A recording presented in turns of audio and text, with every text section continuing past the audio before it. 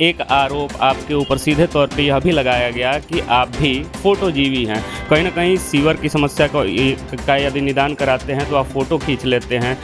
आरोप यह भी लगा कि केवल सिल्ट साफ़ करा के फ़ोटो खींच करके फ़ोटोजीवी बनने की कोशिश की जा रही है। क्या लगता है आपको, क्या फ़ोटोजीवी हैं या धरातल पे हैं?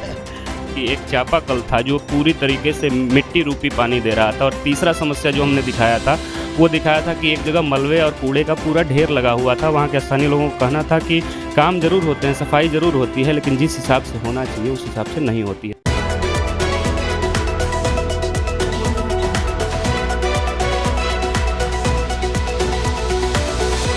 नमस्कार, मैं विश्वजीत कुमार, आप देख रहे हैं सीबी खबर। सीबी खबर लेकर आ रही है व्यक्ति विशेष संवाद कार्यक्रम। इस संवाद कार्यक्रम में हम सीधे तौर पे जनता के पूछे गए सवालों का जवाब उस क्षेत्र के जनप्रतिनिधि से पूछते हुए नज़र आ रहे हैं, और कहीं ना कहीं व्यक्ति विशेष संवाद कार्यक्रम के माध्यम से किसी व्यक्ति विशेष के व्यक्तित्व का परिचय कराते हुए आपसे नज़र आ रहे हैं।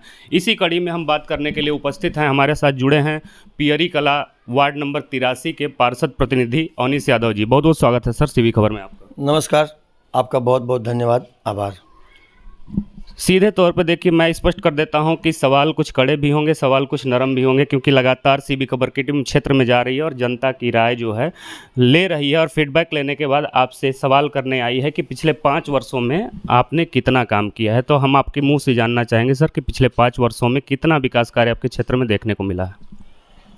मैं ये मीडिया के माध्यम से, और आप लोग बहुत अच्छा, आप लोकतंत्र के चौथे स्तंभ हैं, और आप लोग ज़मीन की हकीकत को आम जन तक पहुंचाते हैं, और ज़्यादातर लोग आप लोग पे विश्वास भी करते हैं।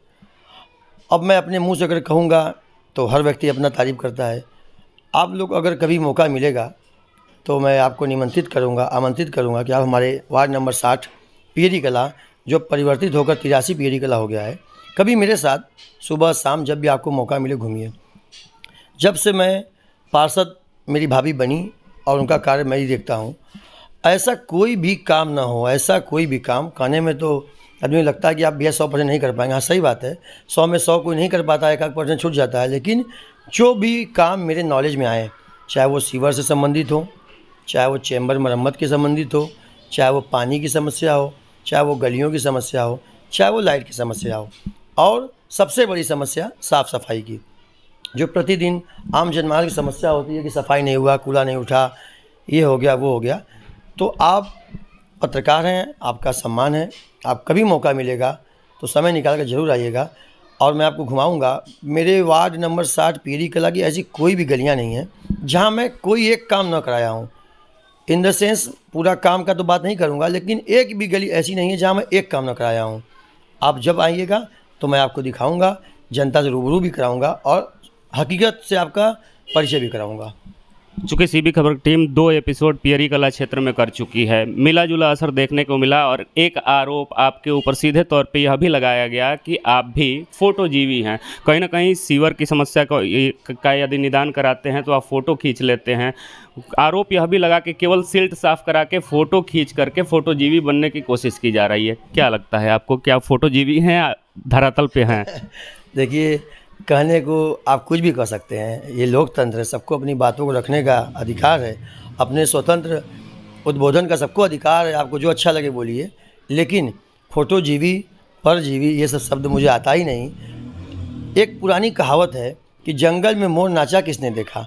अब आप क्षेत्र से ही चूँकि ये आरोप लगा था, ये लगा होगा। देखिए, मैं आपसे बता दिया कि माननीय देश के प्रधानमंत्री आचार्य आदरणीय नरेंद्र मोदी जी चुनाव लड़े हैं।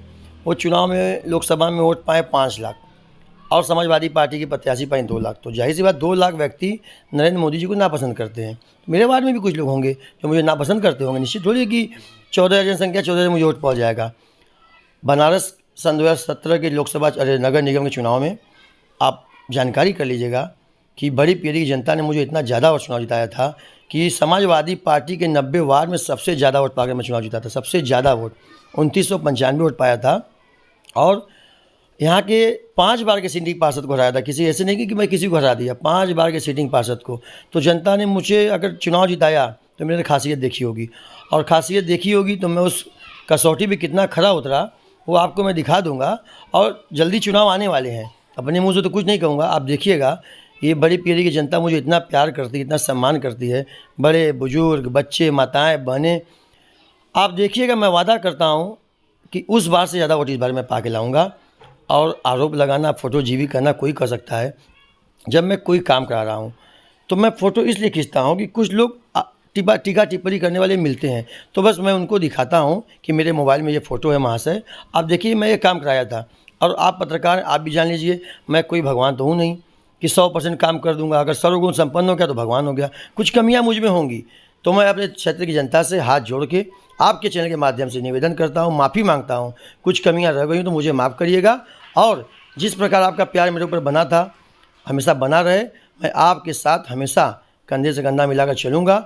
जो भी समस्या रहेगी उसको किसी भी सूरत में हल करने का पूरा प्रयास करूँगा।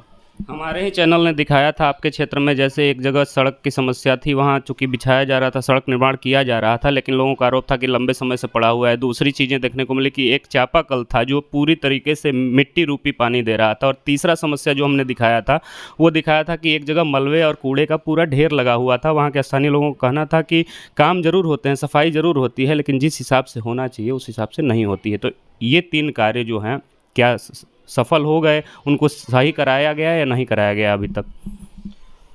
3 काम आपने बताया। सबसे पहला काम आपने बताया कि जो सड़क पे पत्थर बिछे हुए हैं, कुछ काम चल रहे हैं। तो पहले आपको मैं बता दूं, माननीय प्रधानमंत्री जी के कर कमलों द्वारा, उनके आशीर्वाद से, और उत्तर प्रदेश सरकार जो वर्तमान में माननीय योगी आदित्यनाथ जी सरकार है, इन लोगों के जो मुख्य एजेंडे हैं बनारस को स्मार्ट सिटी बनाने का। तो मेरा वार्ड मेरे अथक प्रयास से मैं कई बार लिखकर डीएम जिलाधिकारी महोदय को, तमाम विभागों में दिया कि मेरे क्षेत्र में सिद्धपीठ अवगुणा तकिया मंदिर है, मेरे क्षेत्र में महान कवि साहित्यकार स्वर्गीय पद्मश्री मनु शर्मा जी का आवास है। ऐसे तमाम विभूति हमारे क्षेत्र में रहते हैं, तो हमारे वार्ड को भी स्मार्ट वार्ड किया जाए। तो मेरे 2 साल पहले मैं लेटर दिया था और बहुत दिनों बाद अब जाकर मेरा वार्ड भी स्मार्ट सिटी में जुड़ गया है। तो प्रधानमंत्री जी की योजना है, स्मार्ट सिटी काम बड़ा होता है। अब आप किसी बिखरे हुए चीज़ को बनाना चाहेंगे, तत्काल नहीं बन पाएगा। पब्लिक की नाराज़गी होती है कि तुरंत बन जाए, लेकिन आप और हम जानते हैं कि सरकारी काम थोड़ा लेट लतीफ़ होता है, लेकिन जब होता है तो अच्छा होता है। तो गलियाँ बन रही हैं और 1 महीने 1.5 महीने के अंदर सारी गलियाँ अच्छी हो जाएंगी। हैंडपम्प का जो बात आपने बताया, दुर्भाग्य से जिस दिन हैंडपम्प का मुझे कंप्लेन मिला, उसी दिन आपका दौरा मेरे क्षेत्र में था और आप सर्वे करने निकले थे। कुछ लोगों ने बताया आपको कि मिट्टी आ रही है। सर, सही बात है, मिट्टी आ रही थी, मैं उसको एक्सेप्ट करता हूँ लेकिन चापाकल है, ज़्यादा चलाते जाते मिट्टी आ गई। कभी पानी गर्मी में छोड़ दिया, कभी ज़्यादा पानी ऊपर आ गया, तो ये सब होती रहती हैं। आप अभी जाइए, मैं आपके सामने, और मेरे मोबाइल में शायद फ़ोटो होगा तो आपके कैमरे में मैं दिखा दूँगा कि अभी मैं उस हैंडपम्प को बनवा के, वहाँ मिस्त्री लगे हुए हैं, तुरंत मैं बनवा के उस हैंडपम्प को, ये मैं आ रहा हूँ, ये हैंडपम्प मेरा बन गया।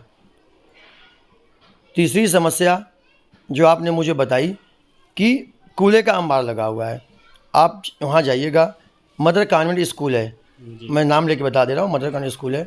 वहाँ पर 20 साल, 25 साल, 30 साल से ही कूड़े का अंबार लगता था। जब मैं चुनाव जीता तो मैं कहा कि मैं अपने वार्ड को आदर्श वार्ड बनाऊँगा। मैं पूरा कूड़ा फेंकवाया। वहाँ पे एक हैंडपम्प है, अग्निशमन विभाग का एक नीचे दबा हुआ वो भी है, जो पाइप जो बोलते हैं भाई उसमें आग लग गया तो वो पानी छिड़का जाए, वो बहुत अच्छा बना हुआ है। मैं उसको सफ़ा कराया, 2 से 3 बार कराया, लेकिन वो जो मदर कॉन्वेंट स्कूल है, वो स्कूल से और उस ज़मीन से कोई विवाद है, उसमें मुकदमा चल रहा है। तो वहाँ के 1-2 लोग ऐसे हैं जो चाहते हैं वो कूड़ा हमेशा बना रहे। और मैं, आप जानते हैं, मैं जनप्रतिनिधि हूँ, मैं किसी से लड़ाई नहीं कर सकता। मैं भैया बाबू करके हाथ जोड़ के रिक्वेस्ट करके काम करा सकता हूँ, क्योंकि मुझे राजनीति में अभी और आगे जाना है। मैं पार्टी नहीं बन सकता, तो मैं प्रयास पूरा करता हूँ। फिर भी आज आपके माध्यम से संज्ञान में लाया हूँ, तो जल्द ही मैं उस जगह को एकदम क्लीन कराऊँगा, आपसे वादा करता हूँ मीडिया के माध्यम से। और जब क्लीन कर लूँगा तो आपको बुलाऊँगा, अगर आपके पास समय हो तो आइए, नहीं तो आपको मैं वहाँ का वीडियो और फ़ोटो सेंड करूँगा। आपने जो समस्याएँ मेरे संज्ञान में लाई हैं, इसके लिए मैं आपका दिल से आभार प्रकट करता हूँ कि आपने मुझे ये समस्याएं बताई, मुझे आईना दिखाया, मैं अच्छा काम करने का पूरा प्रयास करूँगा। निरीक्षण करने तो फिर से हम लोगों की टीम आएगी ही। अभी चर्चा के दौरान जानकारी हुई, आपने बताया कि प्रधानमंत्री जी के हृदय योजना के तहत जो कार्यक्रम चलाए जा रहे हैं, स्मार्ट सिटी के नाम पे जो पैसे आ रहे हैं, आदर्श वार्ड बनाने की मुहिम चल रही है, उनकी आपने सराहना की। लेकिन कहीं न कहीं आप जिस सत्ता से हैं, जिस पार्टी से हैं, उस पार्टी के लोग या अन्य विपक्षी दल जो हैं, लगातार एक आरोप मेयर के ऊपर लगा रहे हैं कि मेयर के साथ जो है अन्य दल के पार्षदों का तालमेल कुछ ठीक नहीं रहा है इन दिनों 5 सालों में। कांग्रेस के पार्षद तो ये भी आरोप लगाया कि मेयर साहिबा सुनती हुई नज़र नहीं आई और हमें घुटनों के बल चल के उनके पास जाना पड़ा, ऐसा भी आरोप सुनने को मिला। आपके साथ कैसा तालमेल रहा मेयर का? देखिए, सबसे पहले भारत देश एक बहुत पुराना देश है, यहाँ की सभ्यता, तो मेयर साहिबा हमारी सबसे पहले एक नारी है, नारियों का सम्मान है। मैं आरोप पॉलिटिकल लगा सकता हूँ, किसी पे कोई व्यक्तिगत आरोप नहीं लगा सकता। वो एक महिला है, उनका सम्मान है, माता तुल्य हैं, गार्जियन है। लेकिन राजनीतिक बात करेंगे तो मैं घुटना-फुटना की बात नहीं, मैं इतना कहूँगा कि 5 साल में माननीय मेयर साहब के कोटे से मेरे वार्ड में एक भी काम नहीं हुआ, एक भी सिंगल। अगर 1 रुपये का काम मेरे वार्ड में हुआ होगा तो आप कैमरा लेके घूम जाइएगा, मैं आपको दिखा दूँगा। पार्षद कोटे का काम हुआ, माननीय प्रधानमंत्री जी कोटे का काम 1-2 ठो हो चुका, माननीय विधायक जी जो पूर्व में मंत्री भी थे, उनके कोटे से भी का काम हुआ है। जो हुआ है मैं उसे बताऊंगा। देखिए, मैं जनप्रतिनिधि हूँ, मुझे जनता के बीच में रहना है और जनता जागरूक है। मैं झूठ बोलूँ आपके चैनल पे, कल मुझे उनको फेस करना है, मैं फिर उनसे निगाह न मिला पाऊँ, तो मैं सच बोलता हूँ। मैं समाजवादी पार्टी का नेता हूँ, मुझे समाजवादी पार्टी के अंदर काम करना है। हमारी विचारधारा अलग है, बीजेपी की विचारधारा अलग है, लेकिन जनता के हित के लिए तो मुझे खड़ा होना पड़ेगा। मैं किसी भी विचारधारा का हूँ, अगर पब्लिक की समस्या है तो मुझे उनके साथ खड़ा होना पड़ेगा और उसमें जो मेरा सहयोग करेगा सब मेरे लिए आदरणीय रहेंगे। चाहे वो भारतीय जनता पार्टी हो, चाहे वो कांग्रेस हो, बसपा हो, निर्दल हो, सब लोग एक समान होकर जनता का विकास किया जाए। जो भी आए, आपको मौका मिले आप जनता का भी काम करिए, मुझे मौका मिला मैं कर रहा हूँ। देखिए, ये लोकतंत्र है सर, लोकतंत्र में कोई किसी का बंधुआ मजदूर नहीं है। आपको अच्छा लगा, अवनी से यादव जी को वोट दिया, अवनी जी ने आपका काम किया। अवनी जी से कोई गिला शिकवा है, आप ताव से आगे कह सकते हैं, भैया मुझसे आपसे ये कमी रह गई, मैं उस आपसे माफ़ी मांगूँ, आपका काम कराऊँगा। तो आपके माध्यम से मैं बोला, मैं मीडिया में फिर बोल रहा हूँ कि ये जो आज काम चल रहा है वो स्मार्ट सिटी का माननीय प्रधानमंत्री जी की योजना का काम है और अच्छा काम है, लेकिन थोड़ा समय लगेगा। पब्लिक को भी इस बात को मानना चाहिए कि भाई स्मार्ट वार्ड बन रहा है और आदर्श वार्ड बनने की मुहिम चल रही है और बदलाव की दौर चल रहा है, तो बदलाव में थोड़ा समय लगता है। तो आप अपने जनता से यही कहूँगा, अगर मीडिया के माध्यम से मेरी बात आप तक पहुँच रही है तो 1 महीना 2 महीना का समय दीजिए, पूरी गलियाँ अच्छी हो जाएंगी। फिर आप खुद ही मुझसे आके कहेंगे कि अवनी जी काम बहुत अच्छा हुआ और दोबारा मैं आपको चुनाव जिताऊँगा। अच्छा, आप लगातार सत्ता की कहीं न कहीं तारीफ़ भी थोड़ी बहुत करते हुए नज़र आ रहे हैं कि सत्ता का सहयोग मिल रहा है, लेकिन विपक्ष के ही दल, विपक्ष के ही नेता जो हैं, परिसीमन को लेकर के और सीट आरक्षण सूची को लेकर के सवाल खड़ा कर रहे हैं कि सत्ता में बैठे लोगों के द्वारा ध्रुवीकरण किया गया है। मैं लगातार ये सवाल सबसे पूछ रहा हूँ कि उनको क्या लगता है? अगर आपसे जानना चाहूँ कि आपको क्या लगता है कि सच में ध्रुवीकरण किया गया है, कहीं न कहीं ये साजिश है? क्योंकि लोगों का सीधा आरोप है कि जहाँ-जहाँ भाजपा के अन्यत्र पार्षद थे, वहाँ या तो सीटें महिला कर दी गई या वहाँ का क्षेत्र इतना लंबा कर दिया गया कि लोगों की चुनौतियाँ बढ़ गईं। क्या लगता है आपको? ये सवाल आपने अच्छा पूछा और सच बता दूं, हम आरोप की बात नहीं कर रहे हैं। सत्ता सरकार अपने हिसाब से कामें करती हैं, हमारी सत्ता रहेगी हम करेंगे, उनकी है वो करेंगे। आरक्षण में कहीं ना कहीं गड़बड़ी हुई है। मेरा एक करीबी पार्षद है, नाम मैं नहीं लूँगा मंच कि वो भी निगाह में आ जाएगा। उस वार्ड में ST/SC की संख्या 100 नहीं है, 100 और वोटर की संख्या 14,500 है। उस वार्ड को स्वैच्छित कर दिया गया। अब आप सोचिए कि जिस वार्ड में ST/SC है ही नहीं है, उस वार्ड को ST/SC के लिए आरक्षित कर दिया गया, ये कहीं ना कहीं तो गड़बड़ी है। तो अब जिसका गड़बड़ हुआ है उसको बुरा लगेगा तो कहीं टीका टिप्पणी करेगा, कहीं विरोध करेगा। और हमारा देश, भारत देश जो है, यहाँ की संवैधानिक व्यवस्था बहुत अच्छी है, तो इसलिए कोर्ट है, हाई कोर्ट है, सुप्रीम कोर्ट है, डिस्ट्रिक्ट कोर्ट है, सारे लोगों के लिए कोर्ट खुला हुआ, लोग जा रहे हैं। हाई कोर्ट का अभी स्टे लगा हुआ है, आज शाम 5 बजे तक हाई कोर्ट की सुनवाई है नगर निगम आरक्षण मुद्दे पे। अगर फैसला आज शाम को सरकार के पक्ष में आ गया तो चुनाव जल्दी हो जाएंगे, और आरक्षण के विरोध में आ गया तो पुनः आरक्षण होंगे, तो अभी चुनाव में समय लगेगा। लेकिन आरक्षण में कहीं ना कहीं गड़बड़ी है, इसको मैं आपके सामने बता रहा हूँ, गड़बड़ी हुई है। अच्छा, पिछले चुनाव में देखा जाए तो भारतीय जनता पार्टी निकाय चुनाव में सबसे बड़ी पार्टी थी यहाँ की, और दूसरे नंबर पे कांग्रेस थी, और तीसरे पे सपा। से अन्य सीटों पे अन्य लोग जीत करके आए थे। महानगर अध्यक्ष कांग्रेस के उनसे हमने जब चर्चा किया तो उन्होंने सीधे तौर पे बोला था कि बनारस में निकाय चुनाव में इस बार सपा साफ है, हमारी लड़ाई केवल भाजपा से है। आपको क्या लगता है कि सपा वास्तव में साफ हो चुकी है, या पिछले बार की अपेक्षा उसका प्रदर्शन फिर पीछे जाएगा या ऊपर जाएगा? सीधे तौर पे बात किया जाए। ये अभी मैं समाजवादी पार्टी का एक छोटा कार्यकर्ता हूँ, बहुत बड़ा नेता मैं नहीं बन पाया हूँ अभी, लेकिन मुझे याद है एक बार 10 साल पहले शायद हमारे नगर निगम में 34-35% हुआ करते थे, और दुर्भाग्य था जब हम लोग जीते तो 14-15 में हम लोग सिमट गए। लेकिन मैं आज मीडिया के माध्यम से बोल रहा हूँ, और ये मेरी बातों को रिकॉर्ड कर लीजिएगा, आप कहीं रखिएगा, बाद में काम आएगा। सन 2022 के नगर निगम चुनाव में 100 वार्ड हुए हैं, और मैं आपसे बता रहा हूँ 15 अगर अभी हम हैं तो मैं बहुत नहीं बोलूँगा, लेकिन 30 प्लस मैं सभासद आपको मीडिया में गिनती करा के दूंगा कि समाजवादी पार्टी के बनारस में 30 से प्लस सभासद रहेंगे। ये मेरी गारंटी है। हम 100 नहीं कर पाएंगे, हम क्या बोले कि मैं कोई काम अति उत्तेजना ज़्यादा नहीं बोलता हूँ, उतना ही बोल जो मुझे अच्छा लगे। तो आपसे वादा कर रहा हूँ कि इस बार हम लोग दुगना पार्षद जीत के आएंगे, और डंके की चोट पे आएंगे, क्योंकि हम लोग पब्लिक में रहते हैं। हम नहीं कहेंगे हम 100 में 100 आ जाएंगे, और अन्य पार्षद बीजेपी के भी कहीं ना कहीं अच्छा काम करते हैं, कहीं कांग्रेस के भी है, कहीं निर्दलीय लोग भी हैं, लेकिन समाजवादी पार्टी का प्रदर्शन हर बार से इस बार ज़्यादा अच्छा रहेगा, क्योंकि जनता हम लोग की तरफ मोहब्बत भरी निगाहों से देख रही है कि ये लोग हमारे घर आएँ और इनका हम सहयोग करें, क्योंकि हम लोग पब्लिक में रहते हैं। आप समाजवादी पार्टी के बारे में जानते हैं, ठीक है, सरकार बनती है नहीं बनती है, समाजवादी पार्टी के नेता जनता के लिए सड़क से लेकर सदन तक संघर्ष करते हैं, जेल जाते हैं, धरना प्रदर्शन आंदोलन करते हैं। अब चुनाव हो गया भाई, नहीं हम लोग के ऊपर जनता ने विश्वास किया, लेकिन जनता को लगा कि नहीं यार गलत हो गया, इस बार पुनः हम लोग को आशीर्वाद देगी। और वादा आपसे कर रहा हूँ, इस बार समाजवादी पार्टी दिखाएगी अपना ताकत। और आप देखिएगा इस बार मेरा जो जानकारी में है, कांग्रेस का सुपड़ा साफ हो जाएगा बनारस से। एक आखिरी सवाल आपसे, लगातार हम लोग कई वार्डों में अभी तक घूम चुके हैं और वार्ड की जनता से सीधे तौर पे रूबरू हुए, उनसे उनकी राय जाने।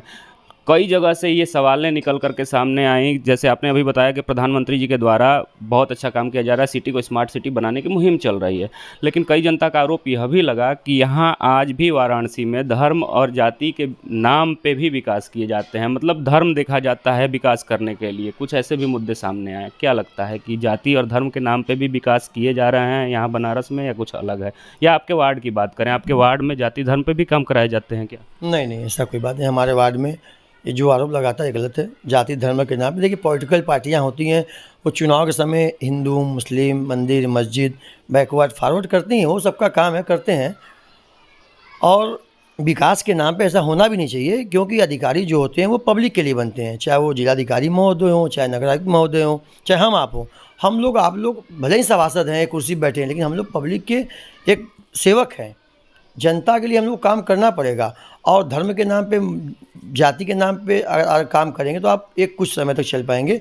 जो भी आरोप लगा रहे गलत है, धर्म के नाम पे कोई काम नहीं होता है। हाँ ठीक है, भारतीय जनता पार्टी है, उसके एजेंडे में जो काम रहा वो कर रही है, लेकिन हमारे वार्ड में ऐसा कोई काम नहीं जो धर्म के नाम पे हुआ। जो भी चीज़ें हमारे संज्ञान में आई, चाहे वो हिंदू की हों, चाहे वो मुस्लिम की हों, चाहे बैकवर्ड की हों, चाहे फॉरवर्ड की हों, चाहे दलित की हों, सभी जगहों पे मैं गया। और आप क्षेत्र में घूमेंगे, चाहे मेरे क्षेत्र का किसी हिंदू की मिट्टी पड़ जाए मैं घाट तक जाता हूँ, किसी मुस्लिम की गमी पड़ जाए मैं कब्रिस्तान तक जाता हूँ, कोई बच्चा एडमिट हो अस्पताल जाता हूँ, कोई छोटा मोटा विवाद हो जाए थाने चौकी भी जाता हूँ और सुलह कराता हूँ। ये नहीं कि किसी का पार्टी बनता हूँ, मैं प्रयास करता हूँ दोनों लोग मिल के रहें। क्योंकि आपको पता है केंद्र का चुनाव जो होता है वो पार्टी पे होता है, नगर निगम चुनाव जो होता है वो एक व्यक्तिगत होता है। क्योंकि आप सुबह जब उठेंगे, चाय पीते हुए निकलेंगे, मंजन करते हो, तो आपको सभासद मिल जाएगा, नमस्ते दुआ होता है। आप जब पार्टी बन जाएंगे तो आप निगाह नहीं मिला पाएंगे। इसलिए हम लोग जानते हैं हमारे क्षेत्र का काम जो है वो केवल और केवल जो समस्या है उस पर होता है, कोई धर्म कोई जाति कोई आरक्षण भी नहीं होता है। हम लोग पूरा काम करें, जो समस्या हमारे संज्ञान में। अभी मैं आपसे बताया अभी कि सर मैं अंतर्यामी नहीं हूँ, आप मुझे फ़ोन करेंगे पार्षद जी मेरा ये सीवर भर रहा है, हम पूछते हैं कितना मकान नंबर है, मैं जेई को फॉरवर्ड किया, आपका काम हो जाता है। और मैं आपसे बता दूं, आप आज आए हैं, बड़ा अच्छा लगा हमको, आप सुबह सुबह मेरी बातों को जन तक पहुंचाएंगे। मैं आपको बता दूं, मुझे लगता है, मैं अपने आप को अच्छा नहीं कहूँगा, लेकिन जो बातें मेरे संज्ञान में आती हैं अगर एक दिन भी वो डाक जाता है तो मुझे रात को नींद नहीं आती कि यार मैं व्यक्ति कल मैं सीवर के लिए कहा, आज नहीं करा पाया, मैं रात भर जागता हूँ। और ये बात मीडिया में कहूँ तो हँसी आएगा, मैं रात को सोचता हूँ कि कल वो काम कराना है। 1 बजे, 1:30 बजे तक मैं सोचता हूँ, कागज़ भी लिखता हूँ, क्योंकि मुझे जुनून है कि राजनीति के माध्यम से, जनता के माध्यम से मुझे बहुत आगे जाना है और जनता का सेवा करना है। हम लोग जॉइंट फैमिली में रहते हैं, मेरे घर में कोई पॉलिटिकल व्यक्ति नहीं है। मेरे सगे बड़े भाई साहब अंतर्राष्ट्रीय क्रिकेटर हैं, भारतीय जूनियर इंडिया टीम के सदस्य रहे हैं, इस समय रेलवे रणजी के कप्तान भी हैं।